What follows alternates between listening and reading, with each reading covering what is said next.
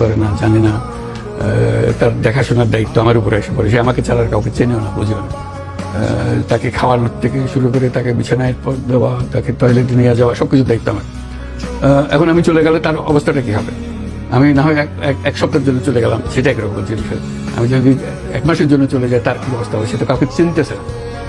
সেই জাহাঙ্গীরনগর বিশ্ববিদ্যালয়ের পদার্থবিজ্ঞানের চেয়ারম্যান ছিল, ডিপার্টমেন্টের প্রফেসর ছিল বহুদিন ধরে। এখন কি মানুষ এটাকে অসহায় মানুষ, এটা শিশুর মতো মানুষ।